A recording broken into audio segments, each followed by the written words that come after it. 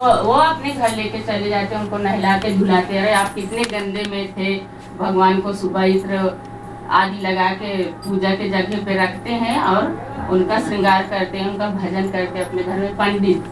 लेकिन वही रात में उनको सपने में पंडित जी के वो कहते हैं कि जहाँ से तू लाए है वहीं मुझे रख के आना, नहीं तो समझ ले, पंडित जी से बोलते हैं। और मुझे वो जब भले मटन का व्यापार करता लेकिन वो भजन जो गाता था वो मुझे बहुत आनंद आता, मुझे उसके तराजू में लुढ़कने में ही आनंद आता था, वहीं रख के आना।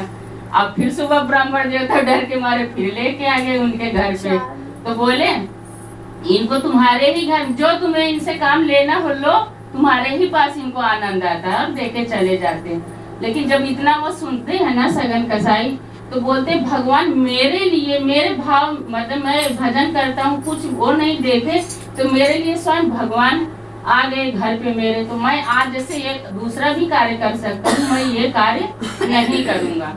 और मैं जगन्नाथपुरी, ये जो पत्थर मेरे पास है मूर्ति के रूप में, मैं इनको जगन्नाथपुरी में स्थापित करूंगा, ऐसा विचार करके वो चल देता है। रास्ते में अगर भक्ति आप करने जाओगे ना तो बहुत कठिनाई आती है। कोई भी अच्छा कार्य करोगे तो 10 लोग तो रोकेंगे, बुरा में तो कोई जानता ही नहीं है। तो वो जब रास्ते में चल देते हैं उनको लेके, तो दिन भर चलते, रात भर चलते। तो जाति के बहुत नीचे थे, कसाई थे, तो लोग जिस रास्ते से चलते थे उसमें से उनको चलने को भी नहीं हो रहा, भाई दूर रास्ते से वो चलते थे।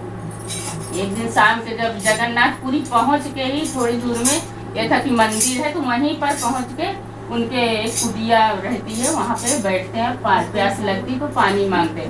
लेकिन उस घर की औरत ना, उनकी वो सुंदर बहुत थी सगन कसाई, हाँ देखने में भले जाति कुछ रही हो लेकिन बहुत सुंदर थी। तो जब वो औरत देखती तो उसके मन में विचार गलत आता, वो घर की औरत जिससे पानी मांगते, तो क्या इशारे में बोलती, वो नहीं समझते, वो तो भक्ति में रहते हैं। वो बोलती है कि मैं अपने पति को मार के आ जाऊंगी, मेरे साथ शादी करोगे? लेकिन ये कुछ नहीं, हाँ देवी बोलते हैं, इनको पता ही नहीं थी क्या बोल रही है। तो वो मार के अपने पति को इनके पास आके खड़ी हो जाती है और बोलती जो आप बोले हैं मैं वो करके आई, अब तुम मेरे साथ शादी करना। बोले मैं क्या बोला देवी? तो बोले नहीं तुम ही तो बोले हो कि इशारे में अपने पति को मार डाल तो मैं तेरे साथ शादी करूंगा। तो बोले कि भाई अब दूसरे गांव में आप पंचायत लगाओगे तो तुम्हारा कौन सुनेगा, वो तो औरत की पक्ष में बोलेंगे। बोले जो सजा दिलानी हो दिला दो, लेकिन मैंने तो ऐसा नहीं कहा, लेकिन मेरी सुनेगा ही कौन।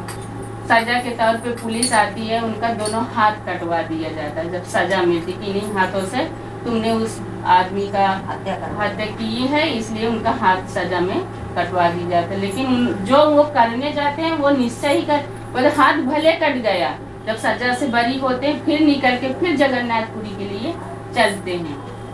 जब ये दशा अपने भक्त की भगवान देखते हैं ना, तो उनके लिए वो भगवान ना पालकी भेजते हैं कि जाओ मेरा एक भक्त आ रहा है, उसको आदर सहित पालकी में लेके आओ। अब इनके पास भाई रास्ते में किसी को बोलोगे उनके भक्त कौन है जगन्नाथ जी, तो लाखों लोग बोलेंगे क्योंकि जानते ही हैं, हम भी कहते हम भी भक्त हैं। तो ना बोले भक्त कौन है जगन्नाथ जी का, बहुत आदमी बोले हम है। वो तो दूर से देख रहा था, जो सगन कसाई बहुत उबड़ खाबड़ रास्ते से चल रहे थे, उनकी धारा लगी थी, लेकिन वो वही कार्य करने जा रहे थे। तो वो भी देख रहा है कि भाई आज मुझे ऐसे भक्त का दर्शन होगा कि जो भगवान स्वयं उनके लिए पालकी भेजे। वो भी दूर खड़े होके देखते हैं और बहुत से भक्तों को लेके फिर वो पहुंच जाते हैं उनके सैनिक। तो भगवान उनसे बोलते हैं अरे ये मेरे भक्त नहीं है, उनसे बोलते तो बोलते कुछ परिचय दो, अपने भक्ति की पहचान बताओ। तो गोस्वामी तुलसीदास जी यहाँ पे लिखते हैं, बिनु पग चलहि सुनहि बिनु काना, बिनु कर कर में करहि विधि नाना। हरे राम राम राम राम, हरे कृष्णा कृष्णा कृष्णा कृष्णा।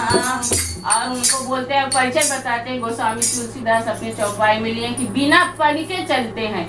जगन्नाथपुरी जी को देखो हाथ नहीं है और पैर नहीं है, ऐसे वैसा बने हैं, और उनका भोजन भी बहुत अंदर लगता है, वो लगता है ना भोग, तो बहुत आजान बाहु, बहुत लंबी भुजाएं करके वो भोजन ग्रहण करते हैं, प्रसाद अपना तो उनको बोलते कि मेरे जैसा है, उसको कान हाथ नहीं है, उनका परिचय बताते हैं। फिर आते हैं और उनके पास पालकी रुकती है, जगन्नाथ उनके सगन कसाई के पास। बोले आपका ही परिचय दिए, आपको ही भगवान पालकी में बुलाए हैं। बोलते नहीं, मैं तो इतने नीच कर्म किया है कि मैं मटन मच्छी बेचता था, मेरे लिए भगवान क्यों पालकी भेजे? कहा नहीं, आपका ही परिचय दिए, बिना हाथ के हो। आप उनको बिठा के नहला धुला के भगवान के सामने लेके जाते हैं, और भगवान के सामने जब वो पहुंचते हैं तो बहुत जोर से रोते और कहते काश मेरे हाथ होता तो मैं लंबी हाथ करके भगवान का चरण जरूर छूता। ये विचार मन में आते, भगवान उन्हें हाथ प्रदान करते हैं। तो भाव होना चाहिए, कितना भी कठिन रास्ता हो, पर भक्ति में अगर शक्ति है तो जरूर भगवान मिलते हैं। हर हर